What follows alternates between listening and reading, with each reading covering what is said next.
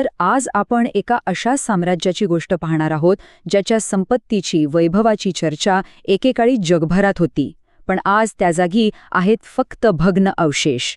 चला तर मग कृष्णदेवराय आणि त्यांच्या हरवलेल्या सुवर्ण साम्राज्याच्या या अद्भुत कहाणीत आपण प्रवेश करूया. हा प्रश्न खरं तर खूप मोठा आहे नाही का?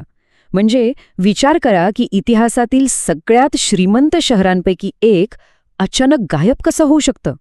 कल्पना करा की आजचं मुंबई किंवा दिल्लीसारखं शहर अचानक नकाशावरून पुसलं गेलं तर अविश्वसनीय वाटतंय, हो ना? पण विजयनगरच्या बाबतीत अगदी हेच घडलं. तर ही कहाणी आहे त्या साम्राज्याच्या वैभवाच्या शिखराची आणि तितक्याच क्रूर पतनाची. आपण पाहणार आहोत की कसं हे साम्राज्य यशाच्या सर्वोच्च बिंदूवर पोहोचलं आणि मग तितक्याच वेगाने कोसळलं. ही फक्त एका राज्याची नाही, तर एका संपूर्ण संस्कृतीच्या उदय आणि अस्ताची गोष्ट आहे. बरं, तर कुठल्याही मोठ्या कथेची सुरुवात होते एका मोठ्या संकटातून. आणि कृष्णदेवराय जेव्हा सिंहासनावर आले तेव्हा त्यांचं साम्राज्य अशाच एका मोठ्या संकटाच्या तोंडावर उभं होतं. बघूया तरी तेव्हा नेमकी परिस्थिती होती तरी कशी. ओके, तर बघा, कृष्णदेवरायांनी जेव्हा सूत्र हाती घेतली तेव्हा विजयनगर साम्राज्य अक्षरशः चारी बाजूंनी शत्रूंनी घेरलेलं होतं. एका बाजूला पश्चिम किनाऱ्यावर युरोपीय सत्ता पाय रोवत होत्या, दुसऱ्या बाजूला उत्तरेतून मुघल दक्षिणेकडे डोळे लावून बसले होते, आणि सगळ्यात मोठा धोका होता तो म्हणजे 5 बहमनी सल्तनती. त्या तर युद्धाच्याच तयारीत होत्या. एवढं कमी होतं की काय, म्हणून उम्मत्तूर आणि ओडिशासारखी शेजारी राज्यांसुद्धा मत्सर करत होती. म्हणजे परिस्थिती खूपच बिकट होती. आणि अशा या अस्थिर परिस्थितीत, अशा या आव्हानात्मक काळात एका अजिंक्य सम्राटाचा उदय झाला.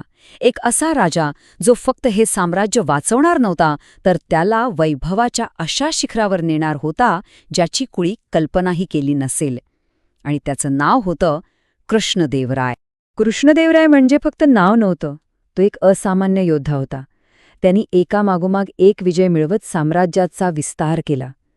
विचार करा, दक्षिणेत उम्मत्तूरच्या बंडखोरांना शांत केलं, तर पूर्वेला थेट ओडिशाच्या गजपती राजाला हरवलं. आणि रायचूर आणि उदयगिरी, जे अभेद्य किल्ले मानले जायचे, ते सुद्धा त्याच्या शौर्यापुढे झुकले. आणि त्याचा आत्मविश्वास तर बघा. उदयगिरीच्या त्या अभेद्य किल्ल्यासमोर उभं राहून तो काय म्हणाला असेल?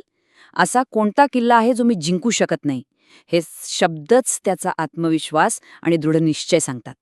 तो फक्त राजा नव्हता, तो एक असा सेनापती होता ज्याच्यासाठी पराभव हा शब्द अस्तित्वातच नव्हता. रायचूरच्या लढाईत तर त्याने आपल्या सैन्याला जे काही सांगितलं ते ऐकूनच अंगावर काटा येतो.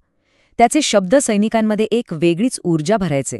यावरूनच कळतं की तो किती मोठा नेता होता आणि आपल्या सैनिकांशी त्याचं नातं किती घट्ट होतं. पण थांबा, कृष्णदेवरायांची ओळख फक्त युद्धाच्या मैदानापुरतीच नाहीये. उलट त्याच्या कारकिर्दीतच विजयनगर साम्राज्याने आपला खरा सुवर्णकाळ पाहिला. आणि हा सुवर्णकाळ फक्त तलवारीच्या जोरावर नाही, तर कला, साहित्य आणि उत्तम प्रशासनाच्या जोरावर आला होता. हे खरंच खूप इंटरेस्टिंग आहे. म्हणजे एकाच माणसात 2 रूपं. एका बाजूला तो एक असा योद्धा आहे ज्याने 5 सल्तनतांना हरवून यवन राज्य प्रतिष्ठापनाचार्यासारखी पदवी मिळवली आहे, आणि दुसऱ्याच बाजूला तो एक संवेदनशील कवी आहे जो स्वतः आमुक्तमाल्यदा आणि जांबवती कल्याणसारखी महाकाव्य आणि नाटकं लिहितोय. कमालच आहे नाही का? आणि त्याच्या साहित्यप्रेमाचा सगळ्यात मोठा पुरावा म्हणजे त्याच्या दरबारातले अष्टदिग्गज. म्हणजे विचार करा, साहित्याचे 8 महान स्तंभ, तेलुगू साहित्यातले 8 दिग्गज कवी त्याच्या दरबारात होते. आणि त्यातच होते आपले सर्वांचे लाडके तेनाली रामकृष्ण. त्याच्या राज्यात सामान्य माणूस सुखी होता. का? कारण त्याने हम्पीमध्ये भव्य मंदिरं तर बांधलीच, पण शेतकऱ्यांसाठी सिंचनाची सोय केली. आणि एक खूप महत्त्वाचा निर्णय घेतला, तो म्हणजे लग्न कर रद्द केला, जो लोकांना अजिबात आवडत नव्हता. इतकंच काय, जे परदेशी प्रवासी तेव्हा भारतात आले होते त्यांनी सुद्धा त्याच्या राज्यातल्या धार्मिक स्वातंत्र्याची आणि संपत्तीची तोंड भरून स्तुती केलीय. तर कृष्णदेवरायाने विजयनगरला वैभवाच्या शिखरावर नेऊन ठेवलं. पण म्हणतात ना, प्रत्येक कथेला एक वळण असतं. आणि ह्या महान सम्राटाच्या मृत्यूनंतरच ह्या साम्राज्याच्या पतनाची सुरुवात झाली. आणि हेच इतिहासाचं कटू सत्य आहे, नाही का? सुवर्णकाळ कायम टिकत नाही. कृष्णदेवरायाच्या मृत्यूनंतर विजयनगरचा हा सुवर्णकाळही संपायला सुरुवात झाली आणि परिस्थिती खूप वेगाने बदलली. कृष्णदेवरायानंतर सत्तेत आला त्याचा जावई रामराय. आता हा रामराय महत्वाकांक्षी होता, पराक्रमीही होता.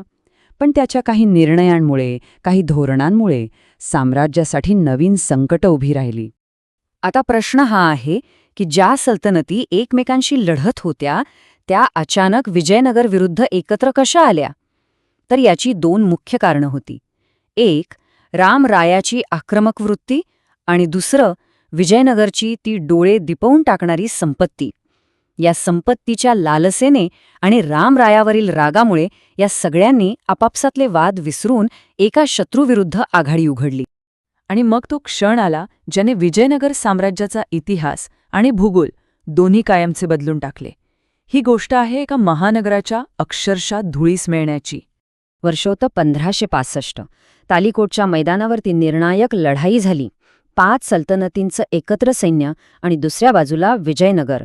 पण दुर्दैवाने विजयनगरचा टिकाव लागला नाही. रामरायाला पकडण्यात आलं आणि त्याची अत्यंत क्रूरपणे हत्या करण्यात आली. आणि त्याच क्षणी एका महान साम्राज्याच्या नशिबाचा फैसला झाला. 1565 हे एक वर्ष विजयनगरच्या इतिहासातलं सर्वात काळं वर्ष ठरलं. या एका वर्षाने सगळं काही बदलून टाकलं. आणि लढाई जिंकल्यानंतर त्या सल्तनतींच्या सैन्याने विजयाचं शहर म्हणजे विजयनगरमध्ये प्रवेश केला. आणि मग जे घडलं ते इतिहासातल्या सर्वात वाईट घटनांपैकी एक आहे. अनेक महिने या शहराला पद्धतशीरपणे लुटलं गेलं, जाळलं गेलं, नष्ट केलं गेलं. जे शहर एकेकाळी वैभवाचं प्रतीक होतं ते आता फक्त राखेचा ढिगारा बनलं होतं. जे राजघराणं वाचलं ते तिथून पळून गेलं. त्यांनी पेनुगोंडा, चंद्रगिरी आणि वेल्लूरमधून राज्य करण्याचा प्रयत्न केला आणि तो 1646 पर्यंत चालला सुद्धा. पण ते फक्त नावापुरतं साम्राज्य होतं. विजयनगरचा तो सुवर्ण काळ तो आता कायमचा संपला होता. विजयनगरचा नाश तर झाला, पण त्याची कहाणी संपली नाही. त्याचा वारसा पूर्णपणे पुसला गेला नाही. तो आजही शिल्लक आहे. तिथल्या दगडांमध्ये, त्या भग्न अवशेषांमध्ये आणि लोकांच्या आठवणींमध्ये. विजयनगर साम्राज्य संपल्यामुळे एक मोठी पोकळी तयार झाली आणि याच पोकळीतून म्हैसूरचे वोड्यार, केळदीचे नायक, चित्रदुर्गचे पाळेगार अशी अनेक नवी राज्य उभी राहिली. आणि मग त्यांनी या प्रदेशाचा पुढचा इतिहास लिहिला. विजयनगरची ही कहाणी आपल्याला एका मोठ्या प्रश्नावर विचार करायला लावते. जर इतकं मोठं, इतकं श्रीमंत साम्राज्य इतिहासाच्या पानांमधून जवळजवळ गायब होऊ शकतं, तर मग विचार करा असे अजून किती सुवर्ण काळ असतील, किती महान संस्कृती असतील, ज्यांच्या गोष्टी काळाच्या ओघात कुठेतरी हरवून गेल्या असतील आणि आपल्यापर्यंत कधी पोचल्याच नसतील.